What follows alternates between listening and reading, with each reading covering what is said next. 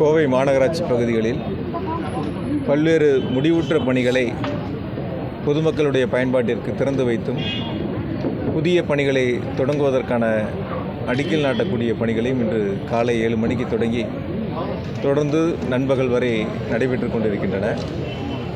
குறிப்பாக இன்று மட்டும் 30,93,00,000 ரூபாய் மதிப்பிலான முடிவுற்ற பணிகளும் புதிய பணிகளுமாக கோவை மாநகராட்சி பகுதி மக்களுக்கு வழங்கப்பட்டுள்ளன.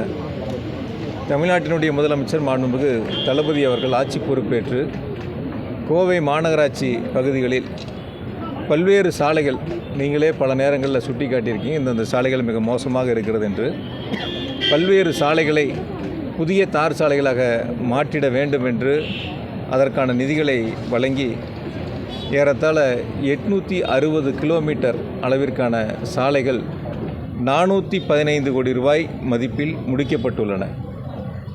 மேலும் விடுபட்ட சாலைகளை புதிதாக தார் சாலையாக மாற்றுவதற்கு 200 கோடி ரூபாய் சிறப்பு நிதியை வழங்குவதற்கான அறிவிப்பை மாண்பு முதலமைச்சர்கள் வெளியிட்டு அதில் 100 கோடி ரூபாய் டெண்டர் விடுவதற்கான பணிகள் இப்பொழுது தொடங்கப்பட்டிருக்கின்றன. மீதம் இருக்கக்கூடிய 100 கோடி ரூபாய்க்கான பணிகள் தேர்வு செய்யப்பட்டு அதற்கான திட்ட மதிப்பீடுகள் தயார் செய்யப்பட்டு வருகின்றன. விரைவில் அதற்கான ஒப்பந்த புள்ளிகள் கோரப்பட்டவுடன் அந்த தார் சாலை அமைக்கக்கூடிய பணிகளும் விரைவாக தொடங்க இருக்கின்றோம். எனவே கோவை மாநகராட்சியினுடைய வளர்ச்சி என்பது மாண்பு முதலமைச்சர் தளபதி அவருடைய வழிகாட்டுதலின்படி அவர்கள் வழங்கிய சிறப்பு நிதியின் மூலமாக தார் சாலைகள் அமைப்பது உள்ளிட்ட பல்வேறு பணிகள் மிக சிறப்பாக நடைபெற்று கொண்டிருக்கின்றன. இன்னும் தேவையான நிதிகளை மாண்பு முதலமைச்சர்கள் வழங்குவதற்கு தயாராக இருக்கின்றார். இன்றைக்கி மட்டும் 30,93,00,000 ரூபாய் மதிப்பிலான பணிகள் முடிந்த பணிகள் பொதுமக்களுடைய பயன்பாட்டுக்கு திறந்து வைக்கப்பட்டுள்ளது. புதிய பணிகள் அடிக்கல் நாட்டப்பட்டிருக்கின்றன.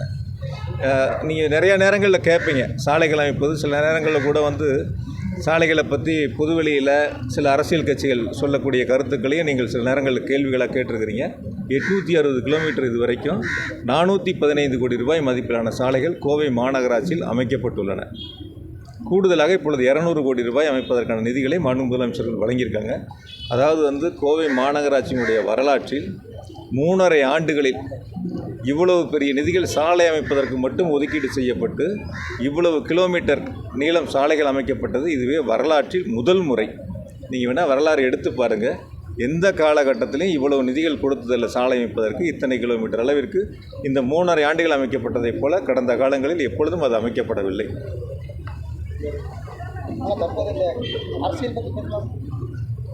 இந்த சத்தியமங்கலம் மேம்பாலத்தை நீட்டிக்கணும்னு கோரிக்கை வச்சுருக்காங்க.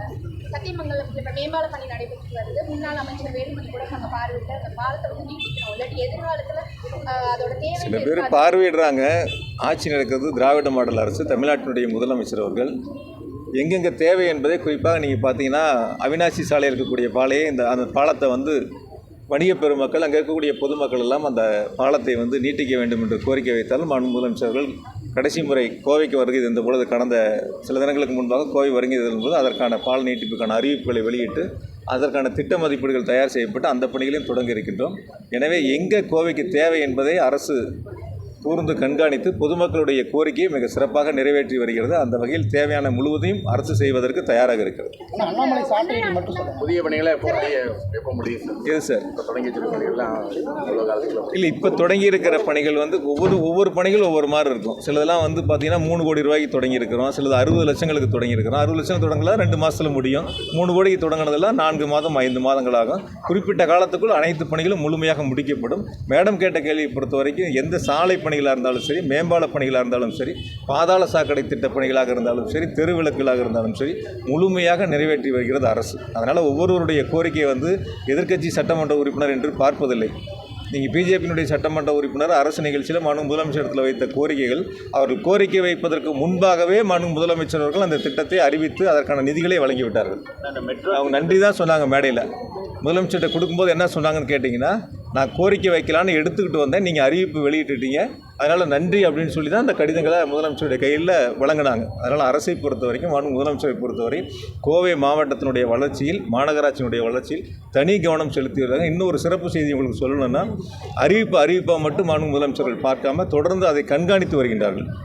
அந்த பணியினுடைய செயல்பாடுகளை கடந்த முறை ஈரோடு வந்த பொழுது கூட கடந்த வாரத்தில் விமான நிலையத்தில் மாவட்ட ஆட்சித்தலைவர் அவர்களையும் மாநகராட்சியினுடைய ஆணையர் அவர்களையும் அழைத்து நானும் அங்கு இருந்தேன்.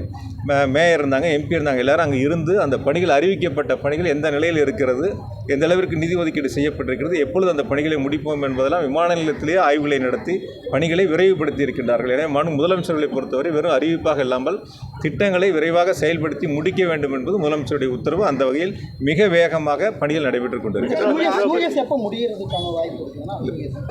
பல இடங்களில் பணிகள் முடிக்கப்பட்டிருக்கிறது. ஏதாவது ஒரு சில பகுதிகள் மட்டும்தான் இருக்குது. அதுவும் விரைவாக முடிச்சிருவாங்க. முடிச்சதுக்கப்புறம் தான் நம்ம சாலை அமைக்கக்கூடிய பணிகளை நம்ம தொடங்கியிருக்கோம்.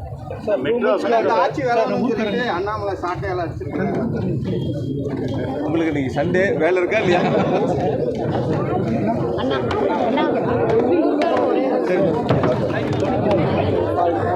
யார்